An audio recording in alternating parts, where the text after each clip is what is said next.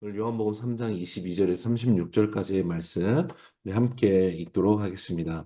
그 후 예수께서 제자들과 함께 유대 지방으로 가셔서 거기서 얼마 동안 제자들과 함께 머무르시며 세례를 주셨습니다. 요한도 살렘 가까이에 있는 에너에서 세례를 주고 있었습니다. 그곳에는 물이 많았기 때문입니다. 사람들이 나와 세례를 받았습니다. 이때는 요한이 아직 감옥에 갇히기 전이었습니다. 요한의 제자들 중 몇 사람과 어떤 유대 사람 사이에 정결 의식과 관련해 논쟁이 붙었습니다. 요한의 제자들이 요한에게 와서 말했습니다. 랍비여, 전에 요단강 건너편에서 선생님과 함께 다녔던 분, 선생님이 증언하셨던 그분이 지금 세례를 주고 있는데 사람들이 다 그분께로 가고 있습니다. 이 말에 요한이 대답했습니다. 하늘에서 주지 않으면 사람은 아무것도 받을 수 없다. 내가 전에 나는 그리스도가 아니고 그분보다 앞서 보냄을 받은 사람이다라고 한 말을 증언할 사람들은 바로 너희다. 신부를 얻는 자는 신랑이다. 그러나 신랑의 친구는 신랑을 기다렸다가 신랑의 음성을 들으면 그 음성으로 인해 매우 기뻐한다. 나는 이런 기쁨으로 충만하다. 그분은 흥해야 하고 나는 쇠해야 한다. 위에서 오시는 그분은 모든 것 위에 계시는 분이시다. 땅에서 난 사람은 땅에 속한 땅의 것을 말한다. 그러나 하늘에서 오시는 그분은 모든 것 위에 계신다. 그분은 보고 들은 것을 증언하신다. 그러나 아무도 그 증언을 받아들이지 않는다. 그분의 증언을 받아들인 사람은 하나님이 참되신 분임을 인정하는 것이다. 하나님께서 보내신 그분은 하나님의 말씀을 전하신다. 그것은 하나님께서 그분에게 성령을 한없이 주셨기 때문이다. 아버지께서는 아들을 사랑하셔서 모든 것을 아들의 손 안에 맡기셨다. 아들을 믿는 사람에게는 영생이 있다. 그러나 아들에게 순종하지 않는 사람은 생명을 보지 못하고 도리어 하나님의 진노를 받게 된다. 오늘 본문의 이제 새로운 이야기로 들어가고 있습니다. 이야기 중심에는 세례라는 사건이 위치하고 있습니다. 더 정확히는 세례 요한의 세례와 예수님의 세례가 이 이야기를 움직이고 있는 매개가 되고 있습니다. 세례 요한은 당시 유대 사회를 떠들썩하게 만들었던 엄청난 인물이었죠. 광야에서 외치는 소리를 따라서 유대 사람들이 오히려 광야로 나와왔고 자신들을 향해서 요한이 독사의 자식들아라고 엄청나게 책망함에도 불구하고 대꾸하지 않고 오히려 더 많은 사람들이 이 세례 요한을 통해 구원을 받고자 오히려 광야로 나와왔습니다. 그 옛날 구전되어 왔던 위대한 선지자 엘리야와 같은 행색을 하고 있고 그런 모습으로 말씀을 담대하게 전파하는 이 세례 요한의 등장은 그가 곧 메시아이지 않는가라는 엄청난 기대와 오해를 불러일으키기에는 충분했습니다. 당연히 요한이 모인 곳에 사람들이 요한이 있는 곳에 사람들이 모였고 요한은 물로 회개의 세례를 베풀었습니다. 세례는 이전의 율법에 없었던 새로운 정결 예식이었죠. 그래서 오늘 25절에 보면 유대 사람들 가운데 요한의 이 제자들과 함께 이 정결 예식에 관련돼서 논쟁이 일어나기도 했던 것입니다. 이런 논쟁에도 불구하고 이 율법 준수에 어쩌면 목숨을 건 것처럼 살았던 유대인들이 세례 요한을 향해 나아가고 있었던 것. 이것은 마치 니고데모와 같이 자신들의 이 부패한 예배 그리고 율법 준수를 문자적으로만 행하고 있던 그들의 공허한 마음 이것을 울리고 있는 메시지가 그들에게도 들려지고 있었다라는 것을 생각해 볼 수 있습니다. 그런데 이 상황 가운데서 요한의 제자들이 보기에 간과할 수 없는 불편한 문제가 생겨나는데 그것은 바로 예수님과 예수님의 제자들도 세례를 베풀기 시작했고 사람들이 이제 자신들이 있는 곳이 아니라 예수님이 계신 곳으로 나아가 세례를 받기 시작하는 것을 알게 된 것이죠. 예수님은 유대에서 요한은 에논에서 세례를 베풀었는데 당연히 세례를 받으러 나오던 인파가 이제 세례 요한에서 예수님께로 눈에 띄게 많이 이동하게 되었다라는 것이죠. 문제는 요한의 제자들이 이 변화를 자기들에게 그리고 세례 요한에게도 이거는 잘못된 것이 아닙니까? 이렇게 되면 안 되는 것이 아닙니까? 라고 인식하고 반응했다라는 것을 본문이 보여주고 있다는 것이죠. 그래서 25절에 선생님이 증언하셨던 그분이 세례를 주고 있는데 사람들이 그분께로 가고 있습니다라고 보고하고 있습니다. 이에 요한이 대답합니다. 27절, 28절에 하늘에서 주시지 않으면 사람은 아무것도 받을 수 없다. 내가 전에 나는 그리스도가 아니고 그분보다 앞서 보냄을 받은 사람이다. 라고 한 말을 증언할 사람들은 바로 너희다. 라고 말합니다. 세례자 요한이 그리스도가 아니라는 말을 가장 많이 들었고 이걸 알려줘야 될 사람들이 너희다라고 말한 것. 이 사람들이 바로 요한의 제자들이죠. 요한복음 1장 3절에서부터 세례 요한은 자기를 주의 길을 곱게 하라고 광야에서 외치는 소리에 불과하다라고 말했습니다. 이걸 가장 잘 알고 있고 이것을 증언한 자들이야말로 바로 너희지 않느냐라고 제자들에게 말하고 있는 것이죠. 세례 요한의 제자들의 모습은 시간이 지나서 예수님께서 예루살렘에 올라가서 죽으시겠다라고 막 말하니까 그 십자가형을 결코 두고 볼 수 없다라고 막았었던 12제자의 모습들과 겹쳐 보입니다. 어느새 몰려드는 사람들의 관심과 기대 속에 여러분, 요한의 제자들은 자기의 스승이 어쩌면 그리스도일지도 몰라. 말씀은 저렇게 하셨지만 그리스도일 거야. 그리스도여야만 해. 그리스도와 그렇지 않으면 가깝기라도 해서 우리도 좀 특별한 대우를 받아야만 해. 라고 이런 마음의 변화와 타협이 일어났을 것입니다. 그렇게 자신들의 스승이 인정하고 있는 메시아의 예수의 출현을 오히려 경쟁자의 등장으로 인식하며 어쩌면 불안해하고 있는 이런 모습을 보여주고 있는 것이죠. 예레미야 17장 9절 말씀에 만물보다 거짓되고 심히 부패한 것은 마음이라라고 말했는데 여러분 이런 일은 비단 세례자 요한의 제자들에게만 일어나는 것이 아니죠. 목회자들에게 가장 많이 일어나는 일이기도 하고 성도들 가운데 또 리더십들 가운데 가장 많이 일어나는 일이기도 합니다.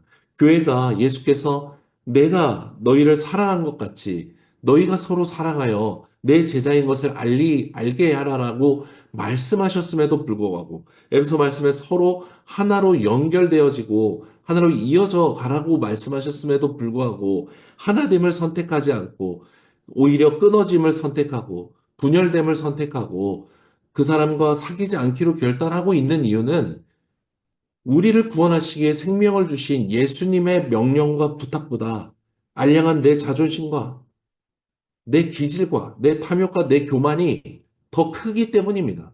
이런 와중에 빛나고 있는 것은 무엇입니까?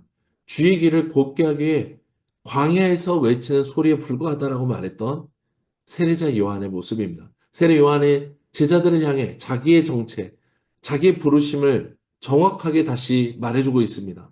세례 요한이라고 어찌 자기를 향해 나아오고 있는 이 사람들의 관심과 이 마음이 어찌 그냥 아무렇지도 않지 않았겠습니까? 세례 요한은 자신의 부르심을 명확히 알고 있었고 이 부르심의 사명을 하기 위해 충성하고 있는 것입니다.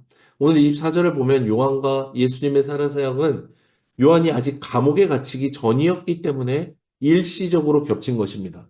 1장에서 요한이 자신에게 나와 세례를 받으시는 이 예수님의 청으로 세례를 베풀지만 자기가 부르심을 받았던 그분의 명령대로 성령이 그 위에 머무는 것을 보며 이 예수께서 하나님의 아들이시오 메시아라는 것을 세례 요한은 알았습니다. 그리고 그는 잡혀 목배임을 당하기까지 이 사명을 멈추지 않은 것입니다.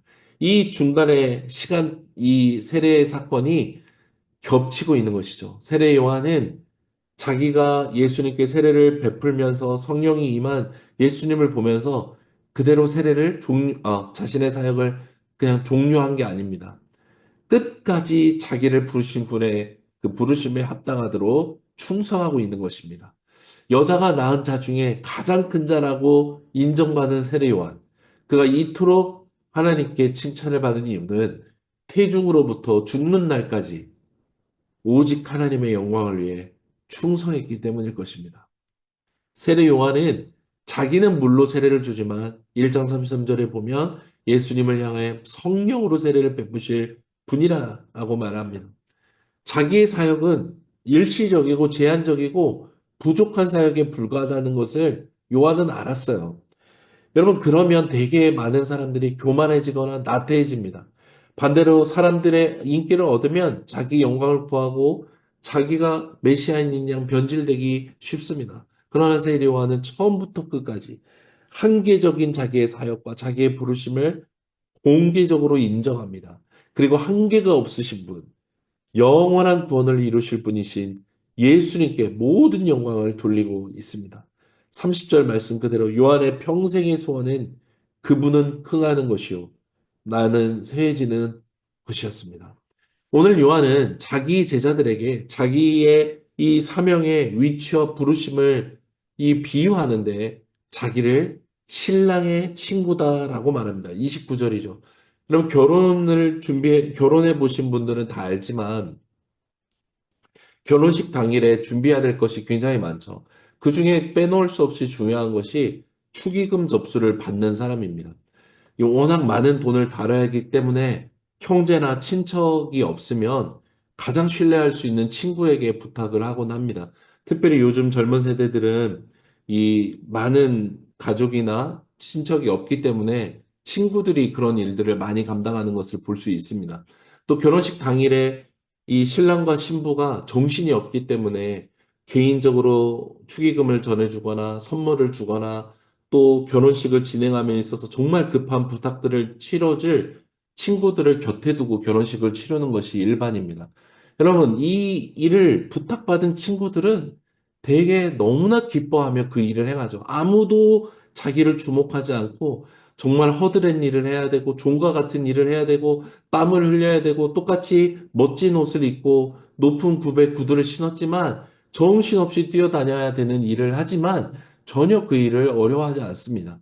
친구이기 때문에 그렇습니다. 내가 주인공이 아니라 철저히 내 친구인 신랑이든 신부이든 그 친구가 편하게 결혼하기를 원하고 모든 축하를 받기를 원하기 때문에 스스로 쇠해지기를 기뻐하는 것입니다. 사람들은 와, 무슨 저렇게까지 하나 싶은 지경이 있겠지만 친구에게는 문제가 되지 않습니다. 세례 요한이 이전에는 자기를 말할 때 나는 광야의 소리다라고 말할 때 여러분 이거는 뭐 비범한 사람이다. 우리는 범접할 수 없겠다라고 여겨지는 비유로 자기를 소개했습니다. 낙타털 옷을 입고 가죽띠를 입고 메뚜기와 석청을 먹으며 살았던 엘리야와 같은 그의 삶은 특별하고 고통스러운 삶이라고 생각했는데 오늘 세례요한은 자기를 신랑의 친구라고 소개하는 것이 너무나 좋습니다. 세례 요한은 여러분 예수님의 친구로 29절 하반절 말씀처럼 그 누구도 알지 못한 큰 기쁨으로 충만했다는 것입니다. 종이 아니었기 때문입니다. 친구였기 때문입니다. 의무가 아니었기 때문입니다. 자발적 헌신이요, 기쁨이었기 때문입니다. 세례 요한은 29절에 신랑의 친구된 자기의 기쁨을 큰다, 그리고 충만하다라고 표현합니다. 우리말 성경에는 매우 기뻐한다, 충만하다라고 표현되어 있습니다. 신랑의 친구가 이토록 크게 충만하게 기뻐하는 이유는 무엇입니까? 친구가 잘 되는 것이 가장 기쁘기 때문입니다. 진정한 친구이기 때문에 자기가 쇠해지더라도 아무런 문제가 되지 않는다라는 것이죠. 30절에 쇠하다라는 헬라어는 더 열등하게 되다, 더 낮아지게 되다, 쇠잔하게 되다라는 뜻입니다. 친구가 쇠해지는 것의 중요한 점은 진정한 친구는 자발적으로 더 낮아지기 원하고 더 열등하게 되기를 원한다는 것이죠. 스스로를 비워 하늘 보좌에서 종의 형체를 입어 이 땅에 오신 예수님이 바로 스스로 쇠해지심으로 우리를 구원하시고 우리와 함께 우리 모두를 하나님의 보좌에 앉히시기 원하셨던 그분의 사역과도 일치하는 모습입니다. 친구가 더 높아지고 더 위대해지기를 원하는 것. 이것이 바로 우리를 하나님의 자녀로 부르셨고, 동시에 우리를 친구라 말씀해 주신 예수님의 부르심의 모습입니다. 말씀을 준비하는데 저에게 친구였던 분이 생각납니다. 저의 멘토였고 사실은 아버님 연배에 가까운 분이었지만 저에게 친구가 되어주신 분입니다. 10년 전쯤에 파푸냐 뉴기니라는 곳을 아울리치를 가게 되면서 호주에 일주일 정도 사역을 한 적이 있습니다. 대부분 대학생들이었던 그리고 저희 부부가 함께 한 팀이었는데 이 일주일간 호주에 머무르면서 아울리치를 하는 중이었습니다. 당시에 이제 가장 큰 교회 담임으로 사역하시던 친구께서 방문한 저희 팀을 환대하기 위해서 하루 저녁에 방문해 주셨고 늦은 밤까지 함께 해 주셨습니다. 저희 부부를 제외하고는 정말 아무도 알지 못하는 저희 팀을 위해서 다른 친구에게 그 친구가 부탁을 해서 세 대의 차량을 준비했고 그 각자 차량에 각 목회자가 와가지고 저희를 대가 없이 사랑을 나눠줬고 시간을 정말 탕진해 주었습니다. 그 친구가 베풀어 준 환대는 다른 관계에 있는 사람들, 다른 사람들은 도무지 이해할 수 없었을 것입니다. 굳이 왜? 굳이 왜 이렇게까지? 이렇게 늦게까지 굳이 왜? 굳이 왜 차를 준비해서 픽업하고 픽드랍까지 해주는 거지? 내일 새벽부터 당장 사역을 해야 되는데 왜 이렇게까지 하는 거지? 근데 저는 알았습니다. 친구였기 때문입니다. 대가가 필요하지 않는 친구. 부탁하면 언제라도, 어디라도 갈 수 있는 친구. 기도 친구. 같은 길을 걸어가는 친구라는 것을 서로가 알기 때문에 아깝지 않은 것이죠. 친구가 그립고 많이 생각납니다. 여러분, 반대로 친구인 척하지만 친구에게서 무엇인가를 얻어내려는 사람은 스스로 쇠해지려 하지 않습니다. 자존심이 상하고 서운합니다. 친구가 아니기 때문에 그렇습니다. 세례 요한의 제자들, 대부분의 유대인들은 예수님을 친구로 만나지 않았습니다. 예수님의 능력을 이용하고 자기들이 흥하기를 원했습니다. 그래서 그들이 쇠해진 것입니다. 그럼 이것이 복음의 역설입니다. 내가 죽어져야만 예수님께서 사시는 것입니다. 내가 내 한계를 인정하고 내 부패함을 인정하고 그래서 신음하며 회개해야만 하나님이 그제서야 보여지고 들려지며 그분이 주인 노릇하려 내가 살 수 있게 되는 것이죠. 결국 내가 죽고 예수께서 사시는 것이 영원한 생명에 이르게 되는 길이요. 내가 살고 예수께서 죽으시게, 쇠하시게 되면 영원한 사망에 이르게 되는 것입니다. 인간은 약한 존재인 것을 인정할 수밖에 없습니다. 자꾸만 요한의 제자들과 같이 친구가 아니라 하나님을 친구인 척 대하면서 대가만을 바라는 위치로 우리가 스스로 이동하곤 합니다. 우리는 내가 쇠하여지고 예수께서 흥하여지는 삶을 선택해야 합니다. 매일 매 순간 여러분 내가 쇠해지고 내 탐욕이 쇠해지고 내 습관이 쇠해지고 오직 예수님만이 흥하게 되시기를 간절히 원합니다.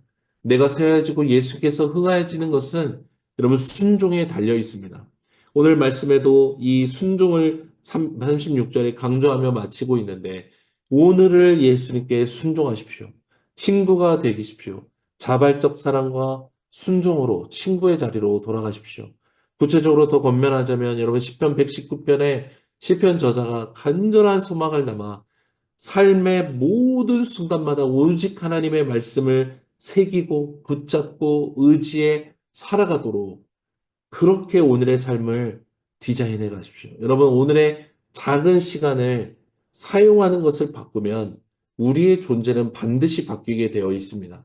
눈과 귀와 몸이 주님의 말씀과 주님과 동행하는 것에 굴복되어질 때 우리의 육은 쇠하여지고 이미 구원받은 우리의 영이 성령께 반응해 나갈 수 있는 것입니다. 오늘 그렇게 순종하며 살기 원합니다.